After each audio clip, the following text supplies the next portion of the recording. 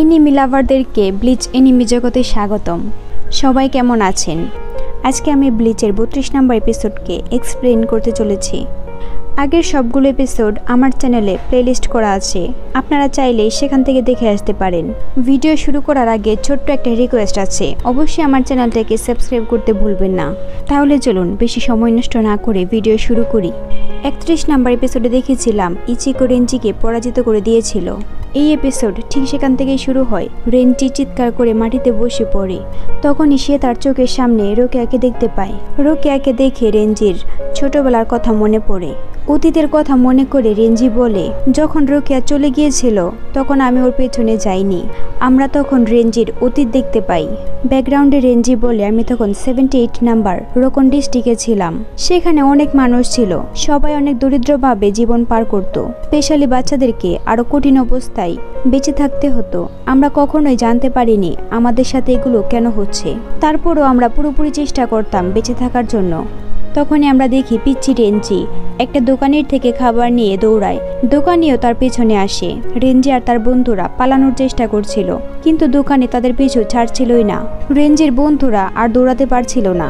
তখনই রোকেয়া এসে সেই দোকানিকে ফেলে দেয়। ছোট রোকেয়া ওই দোকানিকে মারে। তারপর রোকেয়া রেঞ্জিদেরকে বলে ওর সাথে আসার জন্য। রেঞ্জি বলে, আমরা তোমার সাথে কেন যাব? রোকেয়া বলে, তোমরা কি চাও অন্যরাও তোমাদের পেছনে আসুক? আর কোনো উপায় না পেয়ে ওরা রোকেয়ার সাথে চলে আসে। ব্যাকগ্রাউন্ডে রেঞ্জি বলে, আমরা এই শহরকে পছন্দ করতাম না, কিন্তু এই শহরেই প্রথম রোকেয়ার সাথে আমার এইভাবে দেখা হয়েছিল। তারপর ছোট রেঞ্জিরা একটা জায়গায় আসে, সেখানে আরো অনেক বাচ্চারা ছিল। রেঞ্জি রোকেয়াকে তার ভাগের খাবারটা দেয়। তখনই সেখানে একটা বড় ছেলে একটা ছোট বাচ্চার খাবার কেড়ে নেয়। বাচ্চাটা কান্না করছিল। রোকেয়া সেই বড় ছেলেটাকে মারে। তারপর সে ওর বুকে বসে বলে, আমাদের ক্ষুধা লাগে না, কিন্তু আমরা স্মেল আর টেস্ট করতে পারি। এই খুশিটাকেই আমাদের সবার সাথে শেয়ার করে নিতে হয়। বাকি বাচ্চারা এগুলো দেখে খুশি হচ্ছিল। রোকেয়া ওদেরকে থামিয়ে বলে, দুষ্ট বড়দের মতো করবে না। তারপর রোকেয়া তার ভাগের খাবারটা সেই ছোট বাচ্চাটাকে দিয়ে সেখান থেকে চলে যায়। ছোট রেঞ্জিও রোকেয়াকে খুঁজতে চলে আসে। রেঞ্জি বলে, রোকেয়া সবার থেকে আলাদা, ওর অ্যাটিটিউড ছিল। সেই সাথে রোকেয়া ছেলেদের মতো কথা বলতো।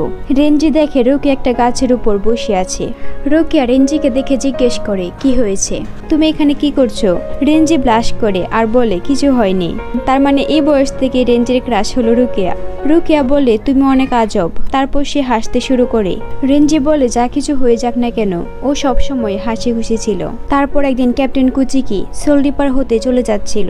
সেখানে রেঞ্জি তার বন্ধুরা সেই সাথে রোকেয়াও আসে। তখনই রোকেয়া মাটিতে পড়ে যায়। আসলে রোকেয়ার অনেক ক্ষুধা লেগেছে। ক্যাপ্টেন কুচিকি ওদের কাছে এসে বলে, এই দুনিয়াতেও ক্ষুধা লাগে, আমাদেরকে এটা মানতেই হবে, কারণ এটাই বাস্তবতা।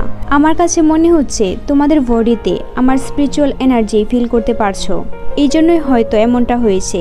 তারপর সে ওদেরকে খাবার দিয়ে সেখান থেকে চলে যায়। তারপর আমরা দেখি রেঞ্জি তার স্পিরিচুয়াল এনার্জির প্র্যাকটিস করছিল। রেঞ্জি এটা সাকসেসফুলি করতেও পারে, এটা দেখে সবাই খুশি হয়। তখনই রোকেয়া রেঞ্জির থেকে বড় স্পিরিচুয়াল এনার্জি বল বানায়। এটা দেখে সবাই রেঞ্জিকে রেখে রোকেয়াকে অ্যাপ্রিসিয়েট করতে শুরু করে। ওরা বলছিল রোকেয়া সোল রিপার হবে। রেঞ্জি এগুলো দেখে মুখ বাঁকিয়ে রাখে। রোকেয়া বলে, না, আমি সবসময় এখানে থাকবো, আমি তোমাদের সবার সাথে থাকতে চাই। রেঞ্জি এটা শুনে খুশি হয়। রেঞ্জি বলে, ওর কাছে স্পিরিচুয়াল এনার্জি থাকার পরও রোকেয়া চাইতো সবসময় এখানেই থাকতে। রোকেয়া সবসময় শাইন করতো। আমরা দেখি ওরা সত্যি খুব সুন্দরভাবে হাসি খুশি থাকতো, একদম একটা ফ্যামিলির মতো। ব্যাকগ্রাউন্ডে রেঞ্জি বলে, আমরা বুঝতে পারার আগেই সবসময় একসাথে থাকতাম, আমরা একটা ফ্যামিলি ছিলাম। আমরা খারাপ শহর, খারাপ মানুষের মাঝে ছিলাম, সেখানে চুরি, মার্ডার সবকিছুই হতো। এখান থেকে বাঁচার একমাত্র রাস্তা হলো সোল রিপার হওয়া। তখন আমরা দেখি রোকেয়া আর রেঞ্জি বড় হয়ে গেছে। রোকেয়া রেঞ্জিকে বলে, চলো আমরা সোল রিপার হই। আমরা যদি সোল রিপার হই তাহলে আমরা সেইরাতাই থাকতে পারবো। আমি শুনেছি সেখানে অনেক ভালো মানুষ থাকে। রেঞ্জি বলে, আমরা সবাই এখানে একা এসেছিলাম পরিবারকে খুঁজতে, কিন্তু এই শহরটা আমাদের বেঁচে থাকার জন্য আরো বেশি কঠিন ছিল। রোকেয়া আর আমি বন্ধু হয়েছি 10 বছর হয়ে গেছে, আমাদের সব বন্ধুরা চলে গেছে। তারপর রেঞ্জি রোকেয়াকে বলে, ঠিক আছে চলো আমরাও সোল রিপার হই। রেঞ্জি আবার বলতে শুরু করে, আমরা সোল রিপার একাডেমিতে চলে যাই। আমাদের স্কুল জীবন শুরু হয়, তাও আবার বিগড়ে যাওয়া নোবেলদের সাথে। আমরা দেখি সেখানে রেঞ্জির সাথে ভালো ব্যবহার করা হয় না, কারণ ওরা রোকন ডিস্ট্রিক্ট থেকে এসেছিল। নোভেলসরা ক্লাসে রেঞ্জিকে অপমান করে, সেই সাথে টিচারও অপমান করে। ক্লাস শেষ হওয়ার পর রেঞ্জি মন খারাপ করে বসেছিল। রোকেয়া রেঞ্জির মন ভালো করার জন্য বলে, যখন তুমি তোমার হাত তুলেছিলে এটা দেখে আমার অনেক ভালো লেগেছে। রেঞ্জি এটা শুনে আবার ব্লাশ করে। ব্লাশ তো করবেই, ছোটবেলার ক্রাশ বলে কথা। রোকেয়া রেঞ্জিকে আরো মোটিভেট করে। তারপর সে মন খারাপ করে বলে, এখানে সব স্টুডেন্টরাই নোবেল ফ্যামিলি থেকে এসেছে, তারা আমাদের অবস্থা কখনোই বুঝতে পারবে না। ব্যাকগ্রাউন্ডে রেঞ্জি বলে, এখানে আসার পর আমাদের মাঝে অনেক বড় একটা গ্যাপ তৈরি হয়েছে। রেঞ্জি রোকেয়াকে বলে, আমি সব নোবেলদেরকে দেখিয়ে দেব আমি কি করতে পারি। তারপর রেঞ্জি এক্সামে সেকেন্ড হয়। সে অনেক খুশি হয়ে এই খবরটা রোকেয়াকে দিতে আসে, কিন্তু সে রোকেয়ার কাছে এসে দেখে নোবেল ফ্যামিলি থেকে মানুষরা রোকেয়ার সাথে কথা বলছে।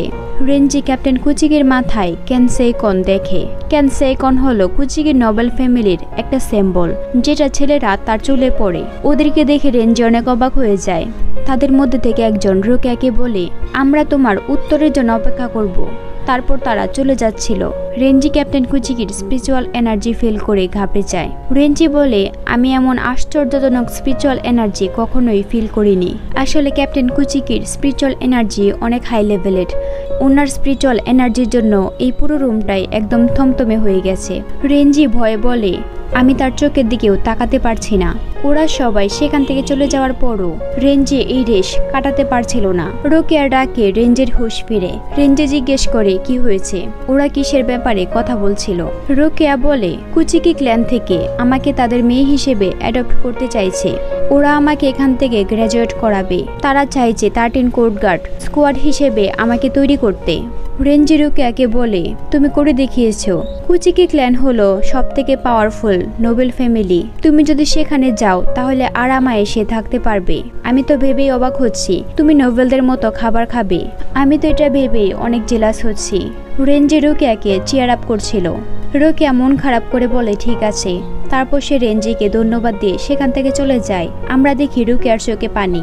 রেঞ্জিও বুঝতে পারছে না এটা কি হলো। রেঞ্জি বলে, ফাইনালি রোকেয়া একটা ফ্যামিলি পেয়েছে, এখন তুমি ওদের মাঝে যেও না। আসলে এটা রেঞ্জি নিজেকে বলছিল। আসলে রেঞ্জি চাইছিল না রোকেয়া আর তার ফ্যামিলির মাঝে কোনো প্রকার বাধা তৈরি করুক। রেঞ্জি বলে, আমি শুধু নিজেকে এটা বলেই সান্ত্বনা দিয়েছি। সিন আবার বর্তমানে আসে। রেঞ্জি বলে, আমি যদি আগের কথা ভাবি তাহলে হয়তো আমি তখন ভয় পেয়ে গিয়েছিলাম। আমি হলাম কুকুরের মতো যে শুধু হাড্ডির জন্য নিজেকে নিচে নামিয়ে গেছি।